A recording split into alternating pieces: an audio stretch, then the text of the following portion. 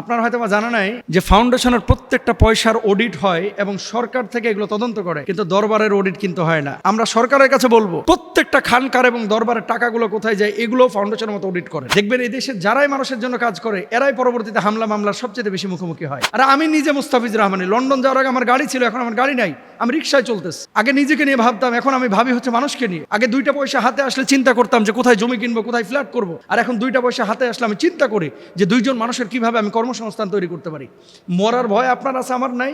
আকাশে যখন হেলিকপ্টারে ওড়েন, কালো চশমা থেকে দুনিয়া দেখা, চকবাজার, গুলিস্তান, ইসলামপুরের এই যে শ্রমজীবী মানুষ যাদের গাটা ঘামে ভিজে থাকে, এদের চোখ দিয়ে দুনিয়া দেখা দুইটা কিন্তু দুই জিনিস।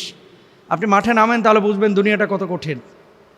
দুনিয়াটা কত কঠিন মাঠে নামেন তারপরে বুঝবেন। এই যে মোবাইলটা, গত 2 দিনে প্রায় 900 ফর্ম আসছে আমার কাছে শুধু কর্মসংস্থানের জন্য।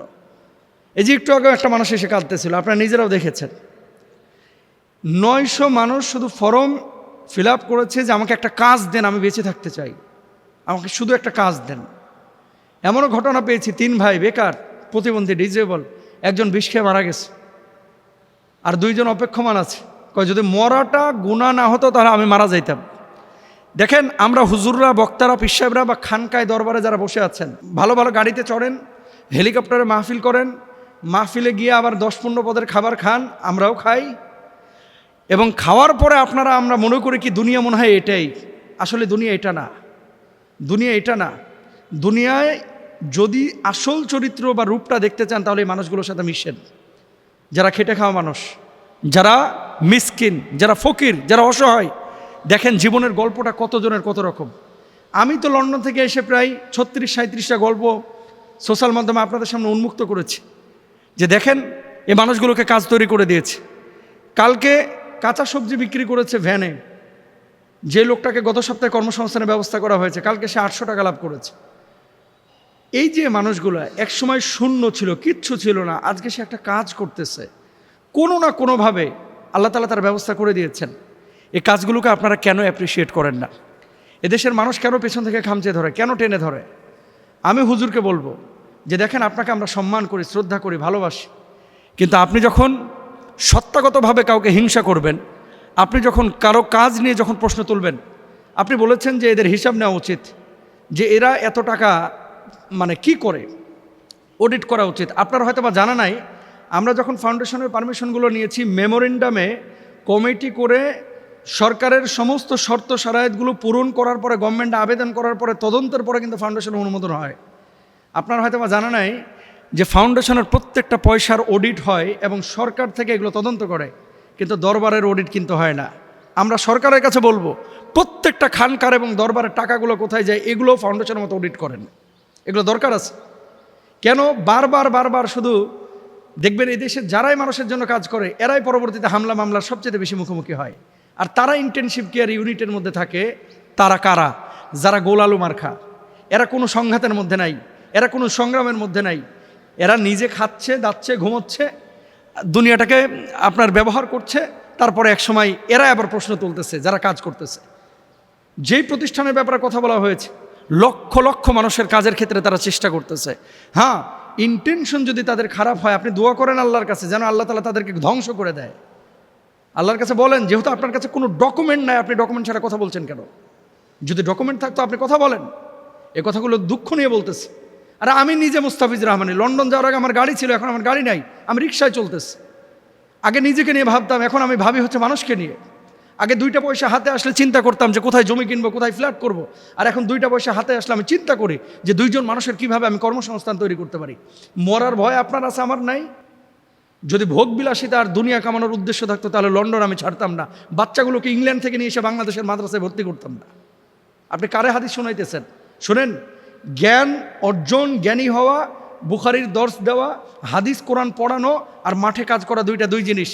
যদি বুঝতে চান আমার সাথে আসেন, 2 দিন মাঠে কাজ করেন, বস্তা টানেন, রসুন পেঁয়াজ মাথায় টানেন এবং তাদের কর্মসংস্থান করে দেন। যে নোংরা প্লেটে ভাত খাচ্ছে ওখান থেকে 2 লুকমা ভাত খান, তাহলে বুঝবেন যে হেলিকপ্টার থেকে দুনিয়া দেখা আর বাজার থেকে দুনিয়া দেখা, শ্রমজীবী মানুষ, রিক্সাওয়ালা, ঘরমাক্ত মানুষের গায়ের গন্ধ আর মাহফিল কমিটির সভাপতির গায়ের গন্ধ কিন্তু একরকম না হুজুর। 2 গন্ধের পার্থক্য আছে। সুতরাং আপনি এত আক্রোশ করেন না। আমরা চাই যে বাংলাদেশে একটা পরিবর্তন হোক। একসময় মানুষ বলতো হুজুর মানেই তো মিলাদ পড়বে, হুজুর মানেই তো মসজিদে ইমামতি করবে, খতিবগিরি করবে, আর তো কোনো কাজ নাই। আর আজকে হুজুররা যখন বের হয়েছে তখন হুজুররাই খামচেয়ে ধরতেছে। হুজুররা যখন বের হয়েছে চ্যারিটি ওয়ার্কে, তারপরে মানুষের বিপদে আপদে দুর্যোগে হুজুররা যখন ছড়িয়ে পড়ছে, তখন কিন্তু আমাদের হুজুরাই তাদেরকে পিছন থেকে খামচেয়ে ধরতেছে। আমি বিনয়ের সাথে বলতে চাই, দেখেন আজকে সকাল থেকে দেখলাম আমার নামে তাদের পেজগুলোতে, একটা পেজ না ভাই, শত শত পেজে কি পরিমাণ যে প্রোপাগান্ডা ছড়াচ্ছে, কি পরিমাণ! আল্লাহু আকবার। আল্লাহ তাদেরকে বুঝ দান করুক, হেদায়েত দান করুক। আমি সেই পীর সাহেবের বিপক্ষে কথা বলতেছি না, আমি বলতে যাচ্ছি জাতীয়ভাবে যারা এদেশের মানুষের জন্য কাজ করতেছে তাদেরকে আপনারা সাপোর্ট করেন। নিজে না পারলেও অন্তত আরেকজনের বিরোধিতা করে পরিবেশটা নষ্ট করেন না। একটা ফাউন্ডেশন আপনি বন্ধ করে আপনার লাভটা কি বলেন? আপনার লাভটা কি? আর যাদের ব্যাপারে আপনি প্রশ্ন করতেছেন যে এরা চলে কিভাবে বা খায় কি, এদের ইনকাম সোর্স কি, সেটা আপনি ব্যক্তিগতভাবে জিজ্ঞেস করতে পারতেন। এভাবে ওপেন পাবলিকের সামনে বলে আপনি প্রশ্নবিদ্ধ করে এদেশের মানুষকে কনফিউশনের মধ্যে ফেলে একটা জাতীয় ক্ষতি করেছেন। হ্যাঁ, আমি সরকারের কাছে আমরা স্পষ্টভাবে বলতে চাই, কোনো ফাউন্ডেশনের ব্যাপারে যদি এক পয়সা কেন একটা টাকা হিসাব নিকাশে কোনো গরমিল হয় আপনারা বন্ধ করে দেন। আপনি নিজের দরবার খানকাতে যে পরিমাণ কালেকশন হয় সেখান থেকে কিন্তু শত শত মানুষের এরকম চ্যারিটি কাজ করা সহজ। আর চ্যারিটি বিষয়টা বুঝতে হলে আপনাকে কিন্তু একটু নিজেও পড়াশোনা করতে হবে যে ফাউন্ডেশনটা কি, চ্যারিটিটা কি, কিভাবে তারা মাঠে কাজ করে, কোথা থেকে পয়সা আসে এবং পয়সাগুলো কিভাবে স্প্রেড হয়, কিভাবে কোথায় খরচ হয়। তো আর কামড়াকামড়ি করেন না, আর ধাক্কাধাক্কি করেন না প্লিজ। এবার একটু স্থির হন।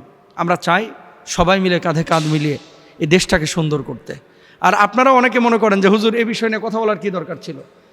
আজীব ব্যাপার, আমাকে কেউ ব্যক্তিগতভাবে গালি দেখে আমি মন খারাপ করব না, আমার বাপ মাকে গালি দেখে আমি মন খারাপ করব না, কিন্তু আমার সত্তা নিয়ে টান দেবে, একটা আদর্শ নিয়ে টান দেবে, যেখানে আমার পুরো পিঠ ঠেকে আছে, দেয়াল মানে আপনার শেকড় লেগে আছে, যে এই দেশের জন্য, এই দেশের মানুষের জন্য কিছু একটা করা দরকার। সেই জায়গাটায় যখন আপনি আঘাত করবেন, অবশ্যই মানুষের কাছে যখন আপনি প্রোপাগান্ডা ছড়াবেন, মানুষকে ক্লিয়ার করা এটা আমাদের ইমানি দায়িত্ব, নৈতিক দায়িত্ব। সুতরাং সবশেষ কথা, কোনো ফাউন্ডেশনের ব্যাপারে যদি আপনাদের হিসাব নিকাশ জানার প্রয়োজন হয়, গভর্নমেন্টের তো অডিট হয়, সরকার তো এটা নিয়ন্ত্রণ করেই, তদন্ত করেই।